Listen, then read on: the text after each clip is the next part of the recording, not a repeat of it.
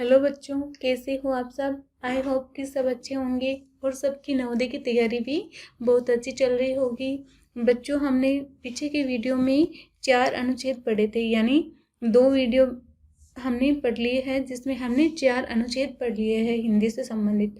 और आज हम पढ़ेंगे 5वां अनुच्छेद। बच्चों, ये जवाहर नवोदय प्रवेश परीक्षा हिंदी के लिए अनुच्छेद पढ़ेंगे मेरे साथ साथ, तो आपके 20 में से 20 प्रश्न उत्तर हल करेंगे। और ये संपूर्ण भारत का सबसे सस्ता प्रवेश ये प्लेटफॉर्म है नवोदय के लिए, जिसमें आज ही आप सफलता बेस ज्वाइन कर सकते हो, जिसमें आपको ज़्यादा से ज़्यादा पुराने पेपर्स, मॉडल पेपर्स सब कुछ अवेलेबल होगा। आप इन नंबरों पे कॉल करके जानकारी ले सकते हैं। न्यू और मार्कशीट ये नवोदय विद्यालय समिति द्वारा जारी की गई है, घर बैठे प्राप्त कर सकते हैं इन नंबरों पे संपर्क करके। चलो बच्चों, आज पढ़ेंगे 5वां अनुच्छेद। 4 अनुच्छेद हमने पहले पढ़ लिए हैं, सबको अच्छे समझ में आया होगा। वैसे ही जैसे हमारे एग्जाम हॉल में आते हैं वैसे सेम वैसे के वैसे अनुच्छेद और वैसे वो तरीका प्रश्न हल करने का इन वीडियो के माध्यम से जाना है, हमने पढ़ा है। तो शुरू करते हैं आज का 5वां अनुच्छेद। 5वां अनुच्छेद है सूरजमुखी के पौधे बड़े होते हैं। किसके? सूरजमुखी के पौधे क्या होते हैं? बड़े होते हैं। वे मोटे और रोएदार तने तथा दिल के आकार की बड़ी पत्तियों वाले होते हैं। अर्थात सूरजमुखी की पत्तियां कैसी होती हैं? रोएदार तो तना होता है, दिल के आकार की बड़ी पत्तियां होती है। सूरजमुखी की पंखुड़ियां प्राय खाने की तस्तरियों के समान बड़ी होती है। इनके पंखुड़ियां भी कैसी होती हैं? तस्तरियों के समान बड़ी होती है। सूरजमुखी के पौधे कभी कभी लंबे व्यक्ति से भी दुगुने लंबे हो जाते हैं, यानी हमने लंबे व्यक्ति देखे होंगे, उनसे भी लंबे हो जाते हैं सूरजमुखी के पौधे। दुगुने यानी 2 गुने, लंबे व्यक्ति से भी 2 गुने लंबे हो जाते हैं। संसार के अनेक भागों में सूरजमुखी के खेत है। बच्चों, सूरजमुखी के खेत भी है संसार यानी विश्व के अनेक भागों में। सूरजमुखी के बीजों का तेल खाना पकाने, पेंट और साबुन बनाने के काम आता है। यानी सूरजमुखी के फूलों से जो बीज निकलते हैं उनसे क्या निकलता है? तेल निकलता है। और ये तेल किस काम आता है? ये हमारे खाना बनाने के काम आता है।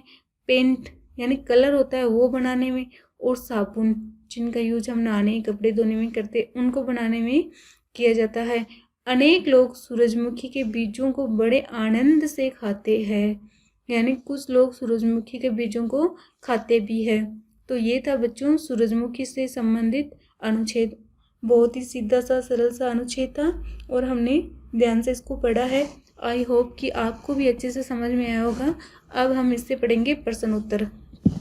अनुच्छेद से पता लगता है कि सूरजमुखी के पौधे कितने उपयोगी है। सूरजमुखी से संबंधित अनुच्छेद था और उससे ही पहला प्रश्न है कि इससे क्या पता लगता है? इससे ये पता लगता है कि सूरजमुखी का पौधा हमारे लिए कितना उपयोगी है। दूसरा प्रश्न है बच्चों, पंखुड़ियां शब्द का अर्थ है। तो पंखुड़ियां शब्द का क्या अर्थ है? पंखुड़ियों का अर्थ हो जाएगा सूरजमुखी के पौधे की फूल। पंखुड़ियों से फूल निकलते हैं, तो इसका राइट आंसर हो जाएगा फूल, पौधे के फूल। तीसरा प्रश्न है सूरजमुखी की पत्तियां होती है। तो हमने पढ़ा था सूरजमुखी की पत्तियां कैसी होती हैं? दिल के आकार की बड़ी पत्तियां। तो कैसी होती है? बड़ी और दिल के आकार की। ये इसका राइट आंसर हो जाएगा।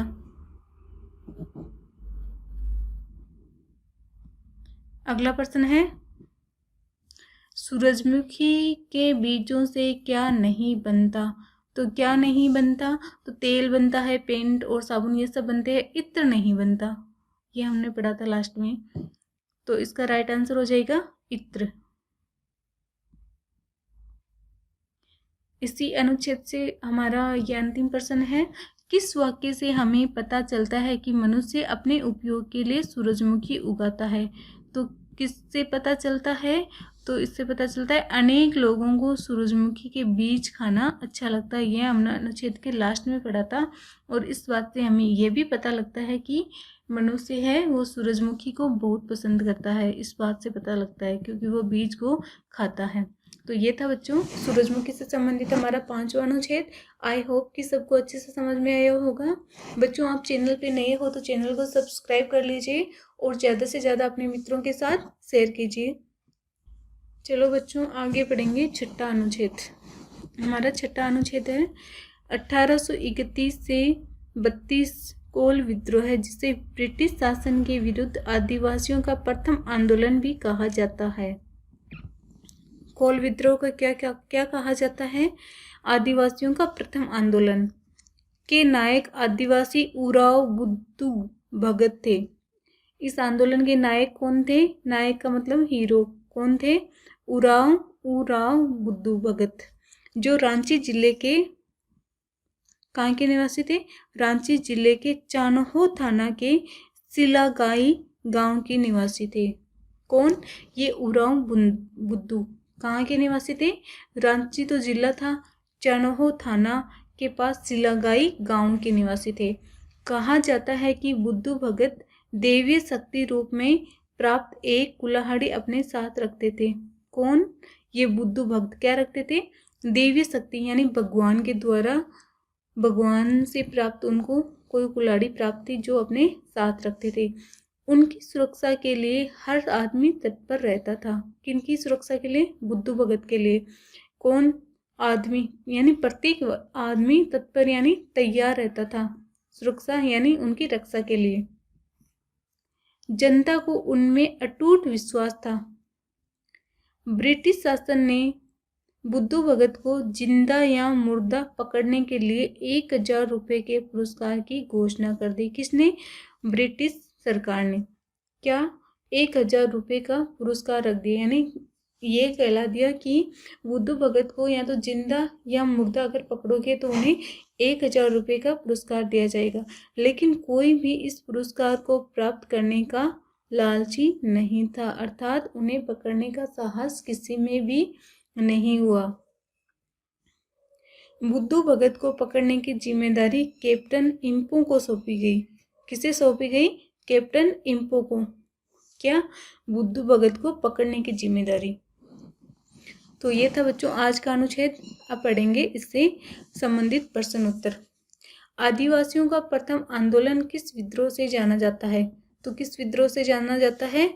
इसका राइट आंसर हो जाएगा कोल विद्रोह से। अगला प्रश्न है कोल विद्रोह के नायक कौन थे? तो हमने पढ़ा था कौन थे? बुद्धू भगत। इसका राइट आंसर हो जाएगा बुद्धू भगत। इसी अनुच्छेद से बच्चों हमारा तीसरा प्रश्न है बुद्धू भगत किस गांव के निवासी थे? तो किस गांव के थे? हमने अनुच्छेद में पढ़ा था सिल्लागाई गांव के, तो राइट आंसर हो जाएगा सिल्लागाई गांव के। सेम ऐसा ही अनुच्छेद आपके एग्जाम हॉल में आएगा और ऐसे ही प्रश्न आएंगे वहाँ पे। आप सबसे पहले अनुच्छेद को पढ़ेंगे, ध्यान से पढ़ेंगे। एक बार समझ में नहीं आया तो 2 बार पढ़ोगे और बाद में आप प्रश्न पढ़ोगे। प्रश्न जैसे ही पढ़ोगे तुरंत आपने अनुच्छेद पढ़ा है तो दिमाग में उसका राइट आंसर आ जाएगा। इसी तरह से आप हिंदी में 20 में से 20 प्रश्न उत्तर हल कर सकते हो और नंबर ला सकते हो। मेरे साथ प्रैक्टिस लगातार करते रहो बच्चों। इस चैनल में मैं आपको 100 से भी अधिक नवोदय के हिंदी के मॉडल पेपर्स हल करवाऊंगी। ज़्यादा से ज़्यादा जानकारी के लिए आप हमारी हेल्पलाइन नंबर पे कॉल कर सकते हैं और संपर्क कर सकते हैं।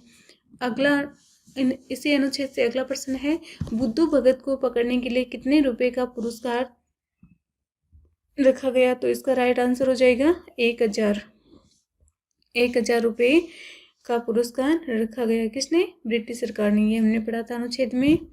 अगला प्रश्न है इस अनुच्छेद से लास्ट प्रश्न है बुद्धू भगत अपने पास क्या रखता था? तो क्या रखता था? कुल्हाड़ी रखता था। ये इसका राइट आंसर हो जाएगा कुल्हाड़ी। तो ये थे बच्चों हमारे 5वां और छठा अनुच्छेद। आपको जरूर समझ में आया होगा और अगर वीडियो अच्छा लगा है तो आप ज़रूर लाइक कीजिए बच्चों। प्लीज़ बच्चों चैनल को सब्सक्राइब कीजिए और ज़्यादा से ज़्यादा मित्रों के साथ शेयर कीजिए। धन्यवाद बच्चों।